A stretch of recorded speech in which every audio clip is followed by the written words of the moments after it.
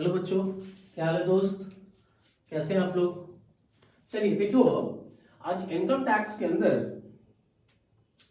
हम लोग आज देखेंगे कि हाउस प्रॉपर्टी के इनकम को कैसे कैलकुलेट करते हैं, क्या उसका परफॉर्मा है बेटा, है ना, कि किस तरीके से हम हाउस प्रॉपर्टी की इनकम को कंप्यूट करेंगे।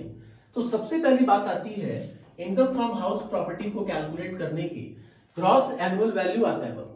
ग्रॉस एनुअल वैल्यू कहने का मतलब पूरे साल का जो आपका रेंटल इनकम है, जो आपने अपनी प्रॉपर्टी से, हाउस प्रॉपर्टी से जो रेंटल इनकम कमाया है बाबू, उसका ग्रॉस एनुअल वैल्यू क्या है, टोटल कितना है ना, उसको हमने यहां पे लिख दिया।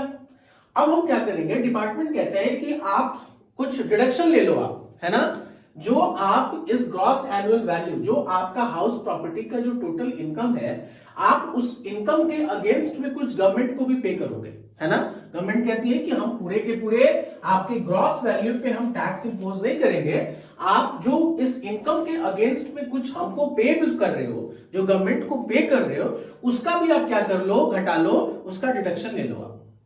तो कहा गया, डिपार्टमेंट कहता है कि जो आप इस प्रॉपर्टी के अगेंस्ट में, जो इनकम इस प्रॉपर्टी के अगेंस्ट में आपने जो आया आपको, आप उस प्रॉपर्टी के अगेंस्ट में म्युनिसिपल टैक्स भी पे कर रहे हो गवर्नमेंट को।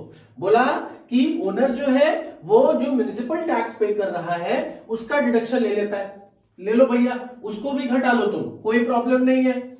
दूसरा, अब जब ये ग्रॉस एनुअल वैल्यू में जब म्युनिसिपल टैक्स को जब घटाया गया तो ये वैल्यू निकल करके आया बेटा, जो भी XYZ वैल्यू होगा वो निकल करके आएगा, और जो वैल्यू निकलेगा उसको कहा गया NAV, net annual value. Net annual value कैसे, ग्रॉस एनुअल वैल्यू में से municipal tax paid by the owner घटा दिया गया बेटा, लेस किया गया, तो हमारा नेट एनुअल वैल्यू निकल करके आ गया। चलो जी, ठीक है।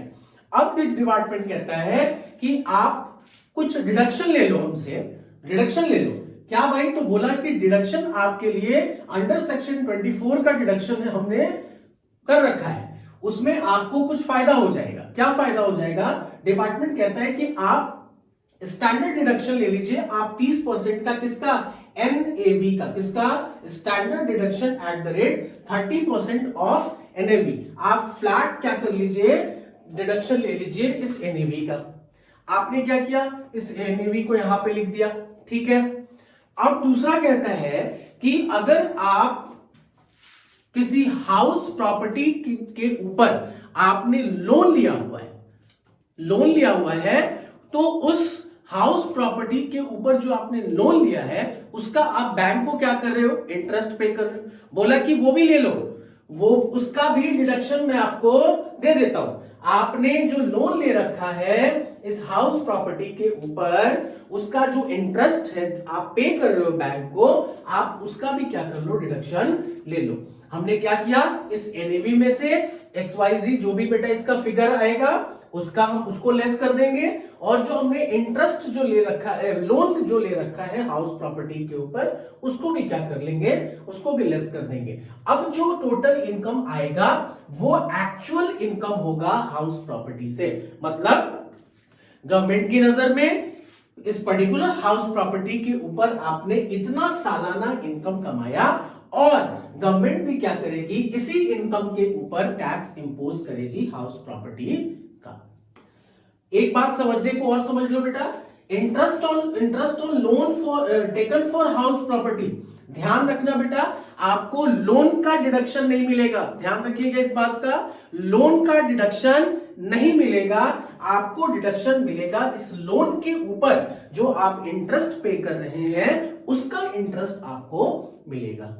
चलिए, शायद आप लोग को समझ में आ गया होगा कि इनकम फ्रॉम हाउस प्रॉपर्टी, मतलब हाउस प्रॉपर्टी को इनकम का जो इनकम है वो किस तरीके से हम कैलकुलेट करेंगे और इसका क्या परफॉर्मा होगा।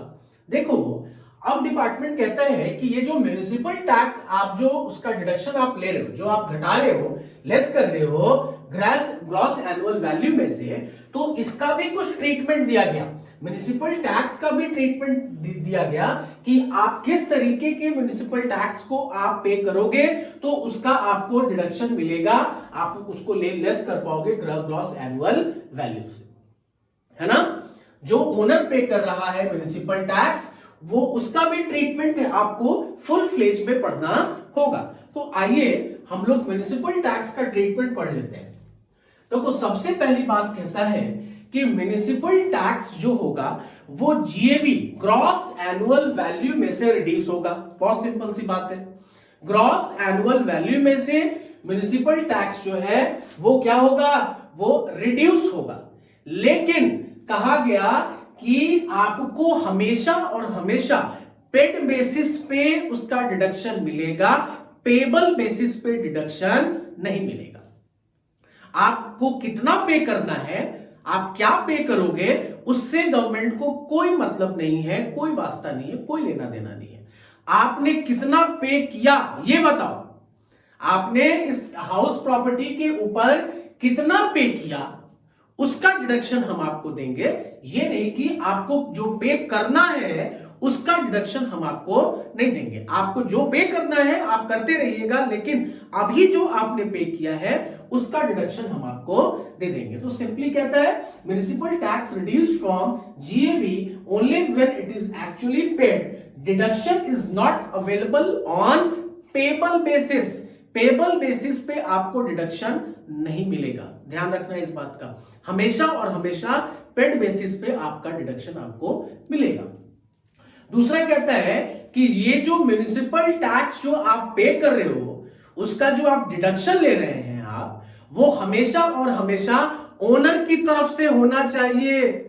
ऐसा नहीं कि किसी भी हाउस प्रॉपर्टी का टेनेंट जो है वो पे कर रहा है म्युनिसिपल टैक्स और आप क्या कर रहे हो, उसका डिडक्शन ले रहे हो। नहीं नहीं, डिपार्टमेंट कहता है कि जो ओनर कहेगा, जो ओनर म्युनिसिपल टैक्स पे करेगा उसका डिडक्शन हम आपको देंगे।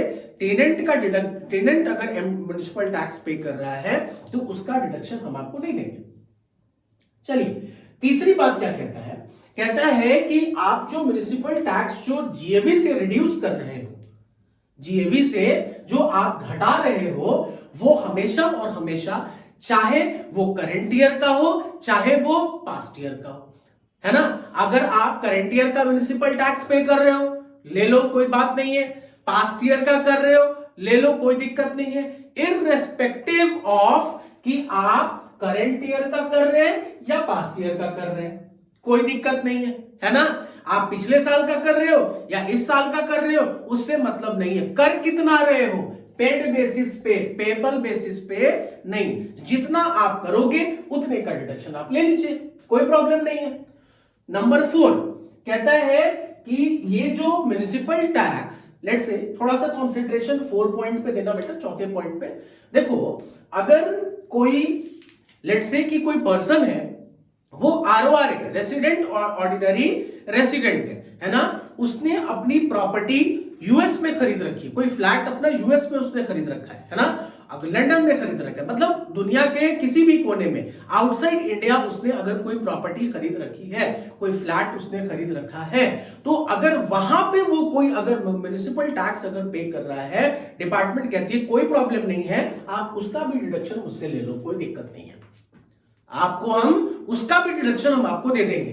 कहते हैं कि municipal tax paid by the owner outside India is also eligible for deduction, कोई दिक्कत नहीं है। आपने कोई प्रॉपर्टी बाहर खरीद रखा है, उसका टैक्स वहां पे आप पे कर रहे हो, जो टैक्स वहां का पे कर रहे हो उसका भी डिडक्शन मैं आपको दे देता हूं, ले लो, कोई प्रॉब्लम नहीं है मुझे, ठीक है। पॉइंट नंबर 5 कहते हैं कि म्युनिसिपल टैक्स जो है, म्युनिसिपल टैक्स अगर आपका ग्रॉस एनुअल वैल्यू से अगर इंक्रीज कर जाता है ना, let's say gross annual value आपका बेटा मान लो कि 1 लाख है ना, आपका म्युनिसिपल टैक्स 1.5 लाख, अरे भैया जीएवी तो क्या हो जाएगा, नेगेटिव हो जाएगा ना। Gross annual value let's say कि अगर 1 लाख है बेटा, है ना, अगर म्युनिसिपल टैक्स आपका 1.5 लाख है तो म्युनिसिपल टैक्स तो ज्यादा है, ग्रॉस एनुअल वैल्यू कम है, कोई प्रॉब्लम नहीं है, जीएवी को नेगेटिव होने दो, कोई दिक्कत नहीं है। आप पूरा का पूरा म्युनिसिपल टैक्स का डिडक्शन ले लो, कोई दिक्कत नहीं है। अगर आपका जीएवी अगर नेगेटिव हो जाएगा, ऑब्वियसली नेगेटिव हो जाएगा यहां पे बेटा, अगर ग्रॉस एनुअल वैल्यू आपका ग्रॉस एनुअल वैल्यू से म्युनिसिपल टैक्स अगर ज्यादा है तो ऑब्वियसली क्या हो जाएगा, आपका जीएवी नेगेटिव हो जाएगा। तो जब नेगेटिव हो जाएगा तो बोला कोई प्रॉब्लम नहीं है, आप पूरा का पूरा अपने म्युनिसिपल टैक्स का डिडक्शन आप ले लीजिए, है ना।